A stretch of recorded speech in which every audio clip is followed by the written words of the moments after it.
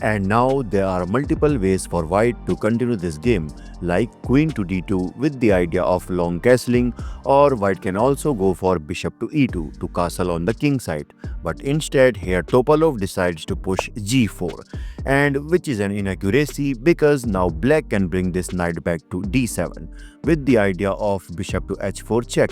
But instead here Kasparov decides to castle short side, and that's an inaccuracy because obviously it's risky. This is because, as you can see, white start pushing his kingside pawns to destroy the safety of black king. And here white can continue with g5, but instead here Topalov decides to bring his queen to d2.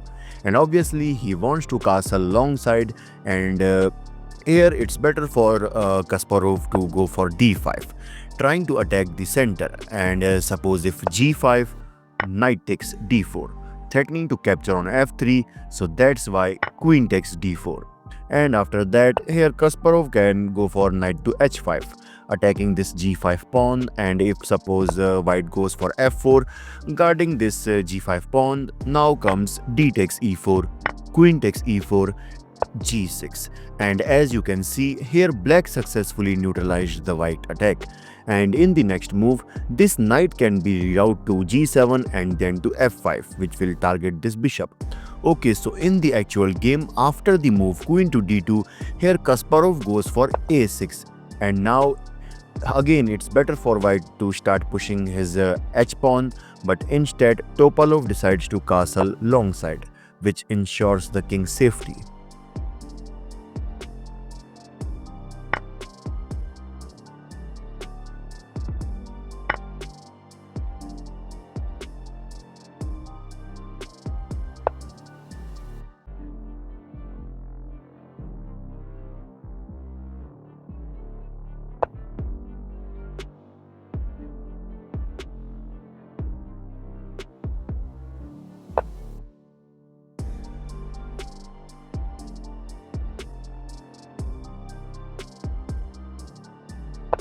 And again it's better for black to push d5, but instead here Kasparov made a mistake by bringing this rook to c8.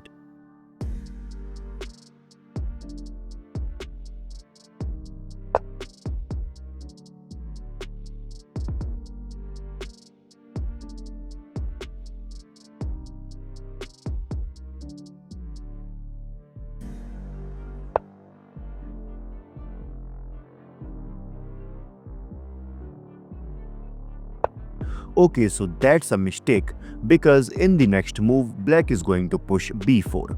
Okay, so let's go back to our move knight to d7.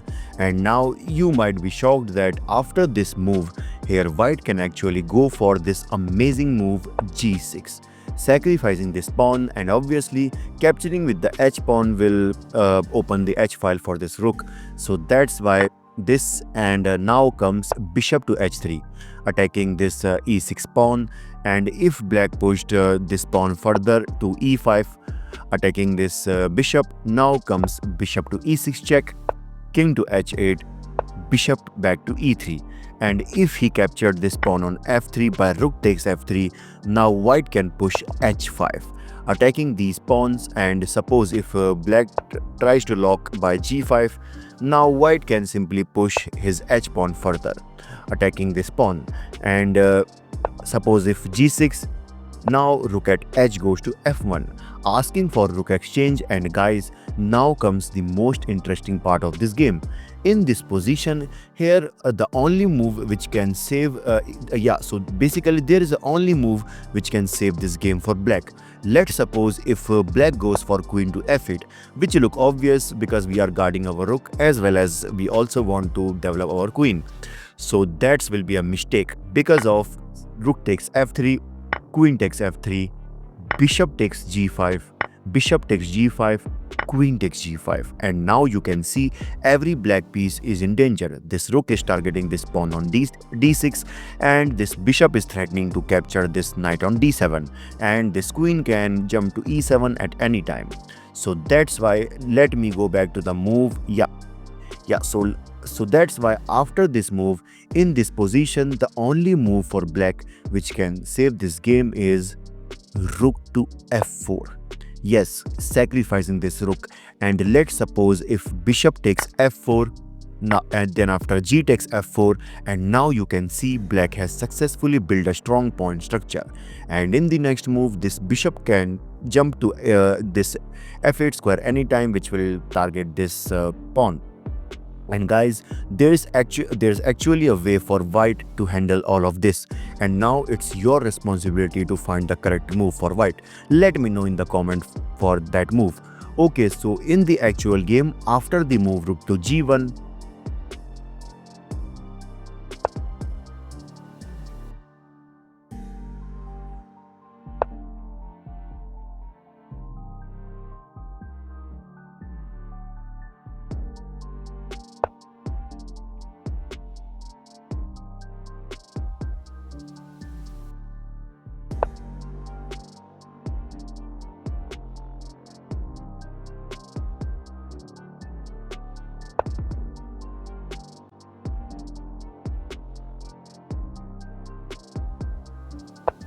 but guys, I still didn't understand that why white didn't capture this free pawn on b4.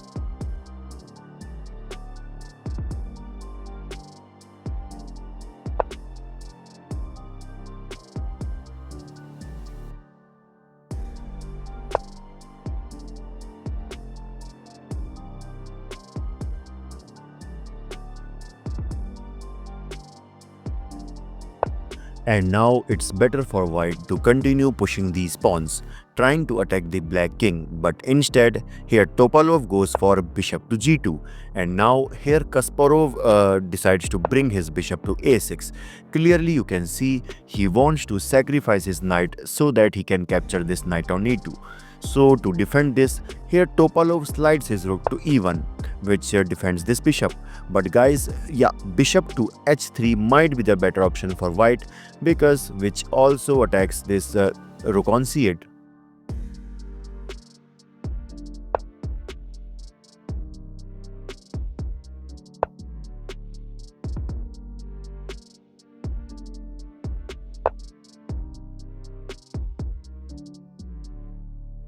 And instead of queen to d1, guys, the move f4 might be a better option for white, so that he can activate his knight.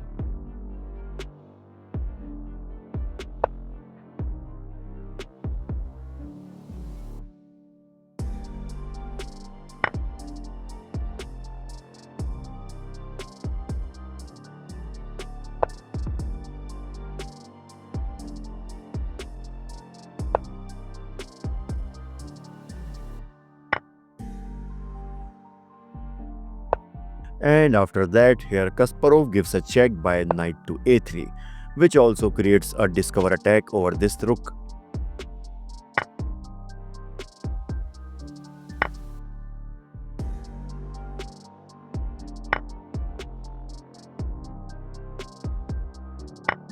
And in this position, Veselin Topalov resigned, because clearly you can see there nothing too much white can do. Suppose if game continues by queen takes a4, rook takes h3. If a takes b4, queen to d3 check, king to a1, rook to h2 attacking this bishop, and if bishop to c5 attacking this bishop, here black will firstly exchange the bishops and then he will capture this knight. And if rook takes e2, simply queen takes e2, and at the end you can see black will be a rook up. This is your host Bison signing off. Bye bye.